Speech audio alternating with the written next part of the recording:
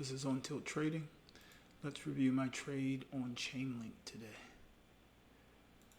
So to put my charts into perspective, this is candlestick area. This is volume profile. This is slow stochastic. This is the MACD. This blue line that you see here is a 200 EMA, exponential moving average. And these purple lines that you see here, these are Camarilla pivot points. This is S3 and S4. Down here, or first, this is the 15-minute. This is the chart that I trade off of. This is the daily. This is a chart that I get my level off of. This is the 200 moving average on the daily.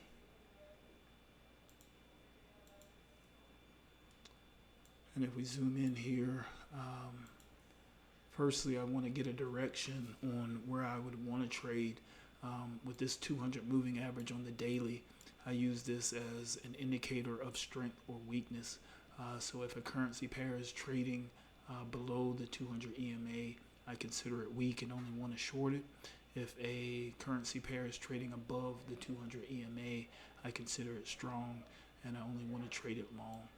We can see here today that CHAINLINK is trading below the 200 EMA on the daily.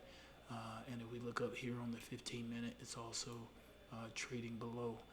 So this is a sign of weakness for me, and I'm going to have a short bias if I see this. Also here on the daily, we're in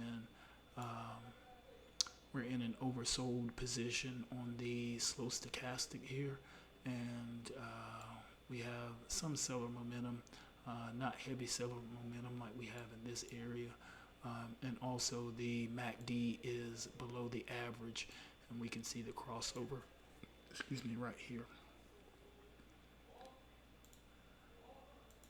Moving up here to the 15-minute for the trade that I took, or I'm still in now. So we're having S3 and S4. This particular trade idea is an S4 to an S6 traverse, which is down here. We'll see that in a minute. And this, what you see here, this is a Fibonacci retracement. I'm using the Fibonacci retracement to enter positions on pullback at proper levels. So we'll take it out of the way so we can get a look at the price action at entry, and then we'll put it back. So we see here, we get this area where CHAINLINK sells off below S4 here. So when a currency pair sells below S4, it's a signal for me to go short based on my trading system. So we'll see here, or at least with the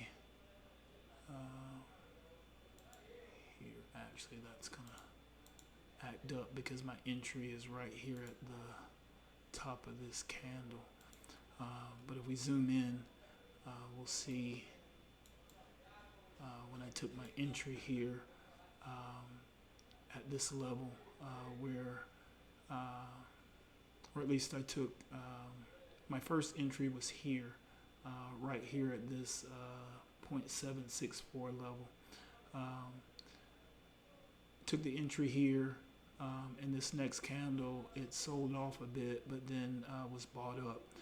This was a short squeeze that happened right here. So you can see here on the slow stochastic, we have the slow K crossing above the slow D line. This green line is the slow K, this white line is the slow D, and then right after that, we have a cross of the MACD, which is the green line, crossing the average. So this will show a reverse in trend that we have here. I was observing the other currency pairs I was trading and noticed that they were all doing a similar thing, but this was the last position that I entered that was in the afternoon, or right here at noon. So the other positions I took were probably between 9 and 11 based on this chart here. but this was 2 o'clock p.m. here, Eastern Standard Time, with the U.S. market.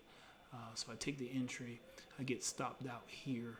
I'll zoom out, and I took an aggressive position, not as aggressive as I wanted to because I was being cautious with this particular pair, but you can see the 3 positions here and the 3 stop outs here. Then we get this particular candle here, and I was watching the price action, and when this candle here began to fail, because this is the candle that stopped me out. When this candle was failing to get much higher than what it was, and also seeing that immediately, you can see in this candle here, we're in an oversold position, and then 30 minutes later, we're in an overbought position here. So to me, the fact that we moved up this quickly here was to me an indicator that, okay, this may be a squeeze and we're preparing to go for another leg lower. So I loaded in as heavy as I thought reasonable, if that is a thing when you're getting aggressive, reasonably aggressive, let's say. But took the entry aggressively, and then we'll zoom out here and see that we sold off. Haven't sold off too far here, and this one has been struggling to sell below the S4 level since breaking out of it. We can see that we're putting in a potential reversal type pattern, or this could potentially fail. Based on what I'm seeing right now, we're still below the 200 EMA here on the 15, and it's sloping down. We're in an over sold condition here, and it looks like the MACD just crossed over. So this may have some legs to it. The deciding factor will probably be here at this level, if we can, or if buyers and CHAINLINK can drop the price up over that level, they may be able to get a reversal. If not, sellers may still have control. This may just be pullback or some distribution before another leg lower, but we'll see what happens. And then for perspective of target, so this particular trade is an S4 to an S6 traverse. So this is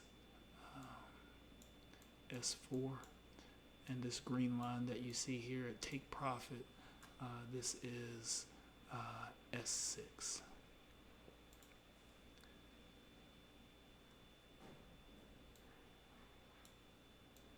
And then you can also see where my stop loss is up here. So my stop loss has been up here from the entry, so it's not been anywhere near that.